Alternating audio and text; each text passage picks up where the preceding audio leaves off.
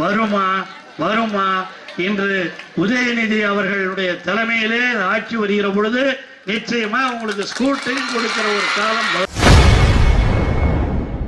உதயநிதி தலைமையில் ஆட்சி அமையும் பொழுது மாணவர்களுக்கு ஸ்கூட்டர் கொடுப்பார் என அமைச்சர் பொன்முடி பள்ளி நிகழ்ச்சியில் தெரிவித்துள்ளார். அதிகம்னாக்கா பாஸ் பண்ண ரிசல்ட்ல எதிராக அதிகம்னா எல்லாம் ஆண்களை விட ஏன்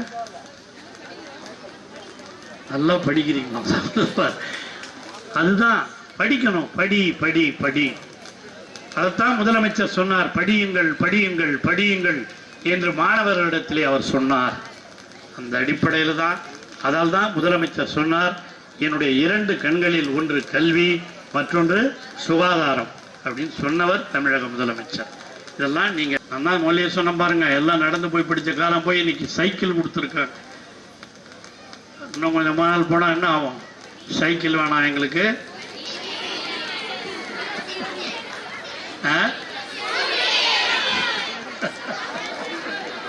ஸ்கூட்டர் வேணும்னு கேட்பீங்கல்ல. அதுதாமா காலத்தின் வளர்ச்சி. வருமா வருமா இன்று உதயநிதி அவர்களுடைய தலைமையிலே ஆட்சி வருகிற பொழுது நிச்சயமா உங்களுக்கு ஸ்கூட்டரையும் கொடுக்கிற ஒரு காலம் வரும். ஆனா அவர் தான் இளைஞர்களை பத்தி எல்லாம் நல்லா தெரிஞ்சு வச்சுக்கிட்டு செயல்படுத்தி.